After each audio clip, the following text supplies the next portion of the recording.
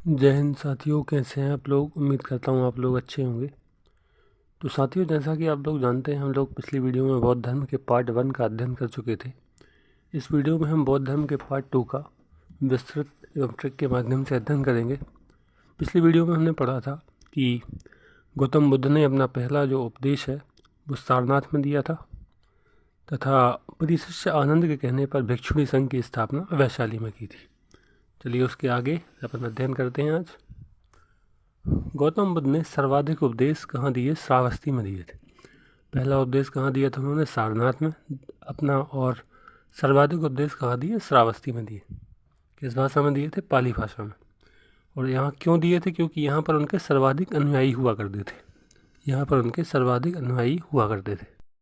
सर्वाधिक अनुयायी क्यों हुआ करते थे यहाँ पर? क्योंकि यहीं पर अंगुलीमाल वाली घटना हुई थी। अंगुलीमाल कौन था? तो अंगुलीमाल एक डाकू हुआ करता था जो लोगों को मारकर उनकी अंगुलियां अपने गले में पहनता था। तो गौतम बुद्ध से मिलने के बाद वो बौद्ध धर्म का अनुयायी हो गया। तो बहुत सारे लोग उनके गौतम बुद्ध के यह जो करिश्मा है यह करिश्मा देखकर बहुत सारे लोग गौतम बुद्ध के अनुयायी हो गए। इसलिए उन्हें सर्वाधिक उपदेश श्रावस्ती में देने पड़े या उन्होंने दिए। ठीक है, आगे देखते हैं। 413 ईसा पूर्व कुशीनगर में चुन्न द्वारा भोजन कराए जाने के बाद इनकी मृत्यु हो गई। इस घटना को बौद्ध ग्रंथों में महापरिनिर्वाण कहा जाता है। बौद्ध साहित्य में निर्वाण का मतलब होता है मुक्ति प्राप्त हो जाना। तो इस घटना को क्या कहते हैं? महापरिनिर्वाण। मैंने आपको याद करवाया था पिछली वीडियो में। 563 में जन्म हुआ था, 483 ईसा पूर्व मृत्यु हुई थी। इनका लक बहुत अच्छा था। तो लुम्बिनी में जन्म हुआ और कुशीनगर में मृत्यु। लक, एल से लुम्बिनी और के से कुशीनगर। ठीक है, आराम से आपको याद हो जाएगा। आगे देखते हैं। ये चुन्न द्वारा भोजन, कौन सा भोजन इनको अर्पित करा गया था? तो इन्होंने मशरूम होते हैं वो जहरीले मशरूम खा लिए थे उसके हाथ से, चुन्न के हाथ से। आगे, बुद्ध ने अपना अंतिम उपदेश आनंद को दिया। जब उनकी मृत्यु हो रही थी तो उनके पास उनका प्रिय शिष्य आनंद बैठा हुआ था। आनंद बहुत दुखी हुआ कि महाराज आप हमें छोड़कर जा रहे हैं, हमारा क्या होगा? तो ये जो अंतिम उपदेश है कुशीनगर में, यानी कि इनकी मृत्यु के स्थान पर इन्होंने आनंद को दिया था। और क्या कहा था? आपो दीपो भवा, यानी कि अपना दीपक स्वयं बनिए, अपने जीवन में प्रकाश खुद फैलाइए, ठीक है, आगे देखते हैं। बुद्ध द्वारा दीक्षित अंतिम व्यक्ति सुभक्ष था। यानी कि अंतिम उपदेश आनंद को दिया, लेकिन अंतिम जो दीक्षित व्यक्ति था कि गौतम बुद्ध ने जिसको बौद्ध धर्म में प्रवेश दिया था वो कौन था? सुभक्ष था। सुभक्ष नाम था उसका। आगे, मृत्यु के बाद उनके अवशेषों को अलग अलग बांटकर स्तूपों का निर्माण करवाया गया। मृत्यु के बाद उन्हें जलाकर जो उनके अवशेष बचे, राख के अवशेष, उनको अलग अलग भागों में बांटकर उसमें क्या किया? स्तूपों का निर्माण करवाया। सर्वाधिक स्तूप किसने बनाए? राजा अशोक ने। मौर्य वंश के शासक अशोक ने सर्वाधिक स्तूपों का निर्माण करवाया था। और मृत्यु के स्थान पर यानी कुशीनगर में कौन सा स्तूप बना हुआ है? रामभर स्तूप। जहाँ उनकी मृत्यु हुई थी उस जगह पर कौन सा स्तूप है? वर्तमान में रामभर स्तूप मौजूद है। याद रखेंगे आप लोग। आगे, उनकी मृत्यु के बाद बौद्ध संगीतियाँ हुई। बौद्ध संगीतियाँ यानी कि बौद्ध धर्म में सुधार के लिए या बौद्ध धर्म में चर्चा के लिए बहुत सारी बौद्ध संगीतियाँ हुई या बैठकें आप इनको कह सकते हैं। तो बहुत सारी बैठक हुई। वो कब कब हुई वो याद नहीं होती आराम से, तो याद करने की ट्रिक यहाँ पर मैंने लिख रखी है, उसके माध्यम से आपको आराम से याद हो जाएगा। देखते हैं, प्रथम बौद्ध संगीति कब हुई? इनकी मृत्यु के तुरंत बाद 413 ईसा पूर्व में इनकी मृत्यु हुई गौतम बुद्ध की, और तुरंत प्रथम बौद्ध संगीति का आयोजन किया गया। और कहाँ हुई है? राजगृह में हुई है। अध्यक्ष कौन है? महाकश्यप हैं। और अजातशत्रु कौन है? राजा। बौद्ध संगीति या बैठक हुआ करते थे, उसके कोई ना कोई अध्यक्ष हुआ करते थे, क्योंकि सब लोगों की बात मानने के लिए एक व्यक्ति होना चाहिए ना। तो उसके एक अध्यक्ष हुआ करते थे और अजातशत्रु क्या थे उस समय? शासक थे। ठीक है, ट्रिक है। जैसे जब लोग वहाँ गए देखने के लिए, ट्रिक है ये कि लोग वहाँ गए बौद्ध संगीति में देखने के लिए, तो बहुत सिक्योरिटी की व्यवस्था थी। लोगों ने पूछा इतनी सिक्योरिटी क्यों है? तो बताया आयोजन करने वालों ने कि महाराज शत्रु अजात है, मतलब महाराज यहाँ शत्रु आ जाता है।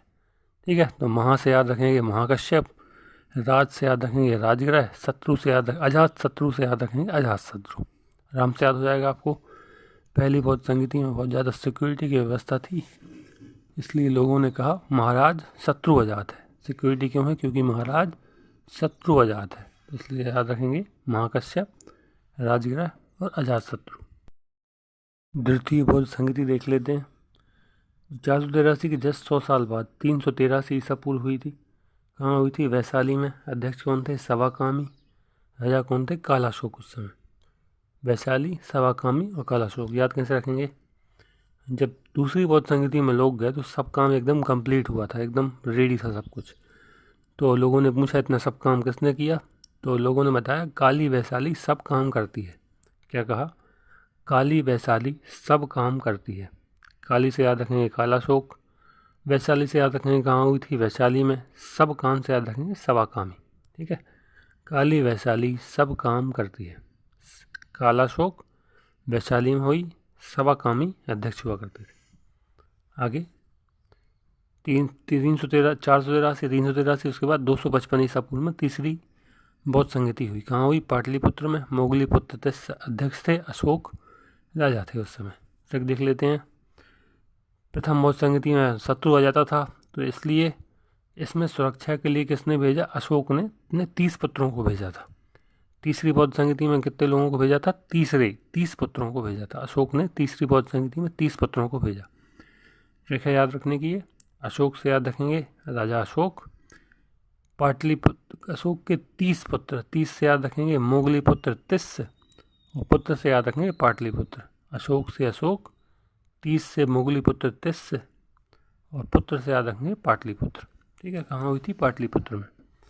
आगे देखते हैं। चौथी बौद्ध संगति 1 ईस्वी में। कहाँ हुई? कुंडलवन में। वसुमित्र अध्यक्ष थे, कनिष्क राजा थे। ठीक, लिख लेते हैं। कुंवर वसुमित्र कंगाल हैं। तो कुंवर वसुमित्र कंगाल थे, इसलिए इन्होंने बिहार के बाहर आयोजन किया कि ज़्यादा लोग पहुँच ना पाएँ चौथी बौद्ध संगति में।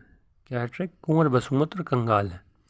कुंवर से याद रखेंगे कुंडलवन, वसुमित्र अध्यक्ष हैं, और कंगाल से याद रखेंगे कनिष्क। कंगाल कनिष्क। ठीक, देखते हैं आगे। दूसरी बौद्ध संगति के बाद बौद्ध धर्म 2 विचारों में बट गया। दूसरी बौद्ध संगति ये हुई थी 383 ईसा पूर्व। इसके बाद बौद्ध धर्म में 2 विचारों में बट गया। एक को कहते थे स्थविर और दूसरे को कहते थे महासांगिक। स्थविर और महासांगिक। चौथी बौद्ध संगति के बाद बौद्ध धर्म में 2 भागों में बट गया, हीनयान और महायान। स्थविर वाले थे वही क्या कहलाए? हीनयानी। जो महासांगिक थे वो क्या कहलाए? महायानी। स्थविर वाले जो हीनयान थे वो पुराने विचारों को मानते थे, यानी कि गौतम बुद्ध के मूल विचारों को, जो कठिन बौद्ध धर्म है उसका पालन करते थे। जबकि महासांगिक वाले थोड़े उदार थे, या महायान वाले, जो महासांगिक से महायान बना, वो थोड़े उदार विचारों वाले थे, नए विचारों को ज़्यादा महत्व देते थे। आगे देखते हैं। बौद्ध धर्म के बारे में विस्तृत ज्ञान हमें त्रिपिटक से प्राप्त होता है। बौद्ध धर्म की बहुत महत्वपूर्ण पुस्तक है त्रिपिटक।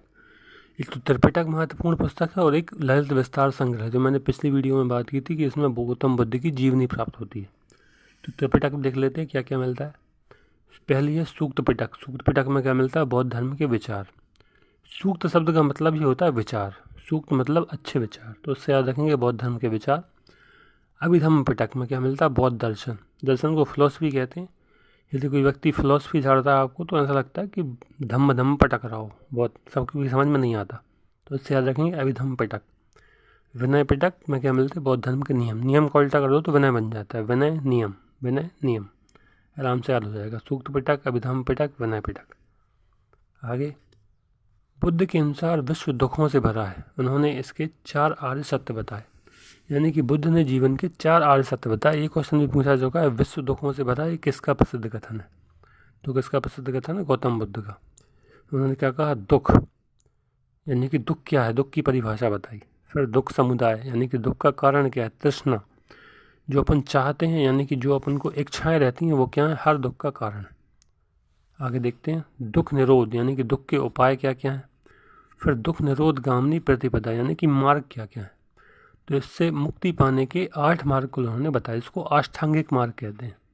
तो क्वेश्चन आता है आष्टांगिक मार्ग की जो परिकल्पना है, आष्टांगिक मार्ग जो विचार हैं वो किस धर्म के हैं? तो आष्टांगिक मार्ग के विचार जो हैं वो बौद्ध धर्म से संबंधित है। देखते हैं अपन कौन कौन से आष्टांगिक विचार हैं। तो देखना, सबसे पहले सम्यक स्मृति। यदि ये 8 चीज़ें पर आप ध्यान देते हो तो आपको ये जो विश्व दुख हैं ये प्रभावित नहीं करेंगे। पहला सम्यक स्मृति। स्मृति अच्छी रखें। याद रखने का तरीका क्या है? ऊपर से शुरू करें शरीर में। स्मृति कहाँ रहती है? दिमाग में। सम्यक स्मृति। फिर सम्यक दृष्टि, उसके बाद आँखें, दृष्टि के बाद मुंह पे जाते हैं सम्यक वाणी, उसके बाद सम्यक कर्म, कर्म कहाँ करते हैं? हाथ से। तो कर्म तब तक नहीं करेंगे जब तक कि संकल्प नहीं होगा। तो सम्यक संकल्प, फिर सम्यक आजीविका कहाँ से कमाते हैं? हाथ से। सम्यक व्यायाम भी हाथ पैर में करते हैं। उसके बाद सम्यक समाधि, सबसे लास्ट में सम्यक समाधि। ये सब काम करने से आपको दुख प्रभावित नहीं करेगा। फिर बौद्ध धर्म में प्रवेश को उपसंपदा कहा जाता था। बौद्ध धर्म में यदि कोई प्रवेश करता था 3 वाक्य कहने पड़ते थे, बुद्धम शरणम गच्छामि, संघम शरणम गच्छामि, धम्मम शरणम गच्छामि, संघम शरणम गच्छामि। तो ये कहने पर ये जो विधि है क्या कहलाती थी? उपसंपदा कहलाती थी। क्या कहलाती थी? उपसंपदा। ठीक है, बौद्ध धर्म का हमारा ये पार्ट 2 समाप्त होता है। जय हिंद। यदि वीडियो पसंद आए तो वीडियो शेयर करें, सब्सक्राइब करें।